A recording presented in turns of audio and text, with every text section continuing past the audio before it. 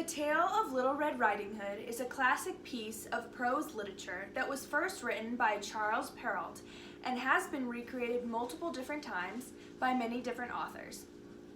The original compared to a modern-day version of Perrault's story gives us insight into the mentality of our society today.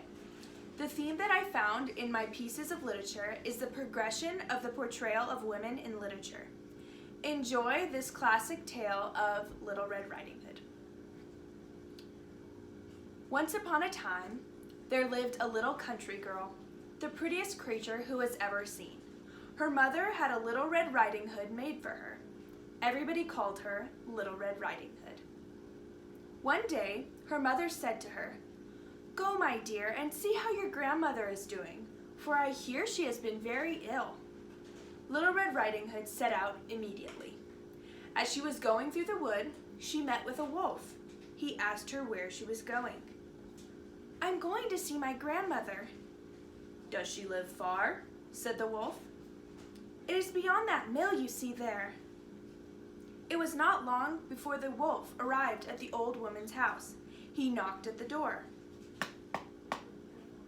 "Who's there?" "Your grandchild, Little Red Riding Hood," replied the wolf, faking her voice. The good grandmother called out, "Pull the string and the latch will go up."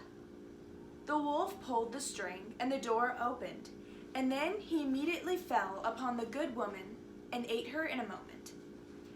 He then shut the door and got into the grandmother's bed, expecting Little Red Riding Hood, who came some time afterwards and knocked at the door. "Who's there?" "It is your grandchild, Little Red Riding Hood." The wolf cried out, "Pull the string and the latch will go up." Little Red Riding Hood pulled the string and the door opened. "Grandmother, what big arms you have." "All the better to hug you with, my dear." "Grandmother, what big ears you have." "All the better to hear you with, my child." "Grandmother, what big eyes you have." "All the better to see you with, my child." "Grandmother, what big teeth you have." "All the better to eat you up with." Fortunately, a hunter was passing nearby the hut. He heard the wolf and recognized him right away. He ran over to the window. He took a good aim, and that was the end of the wolf. Now we move into the modern version of this classic tale. It is a poetry piece of literature called Little Red Riding Hood and the Wolf, written by Roald Dahl.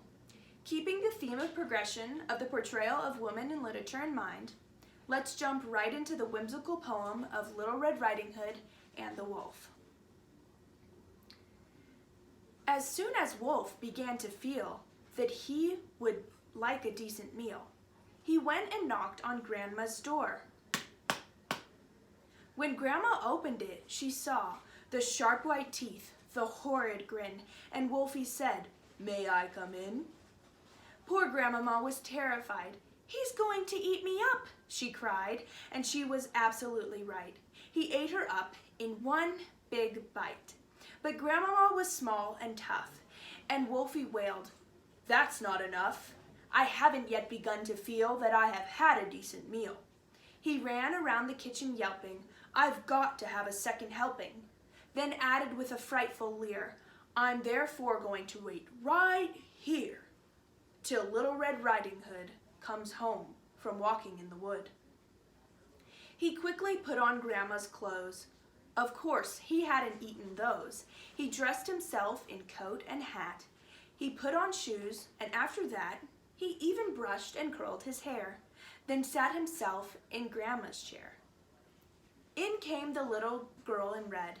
She stopped. She stared. And then she said, "What great big ears you have, Grandma." "All the better to hear you with," the wolf replied. "What great big eyes you have, Grandma," said Little Red Riding Hood. "All the better to see you with," the wolf replied. He sat there watching her and smiled. He thought, "I'm going to eat this child. Compared with her old grandmama, she's going to taste like caviar." Then Little Red Riding Hood said, "But Grandma, "What a lovely great big furry coat you have on." "That's wrong," cried the wolf. "Have you forgot to tell me what big teeth I've got?" Well, no matter what you say, I'm going to eat you anyway." The small girl smiles. One eyelid flickers. She whips a pistol from her knickers. She aims it at the creature's head, and bang, bang, bang, she shoots him dead. A few weeks later, in the wood, I came across Miss Riding Hood. But what a change! No cloak of red, no silly hood upon her head. She said, "Hello, and please do note my lovely, furry wolfskin coat."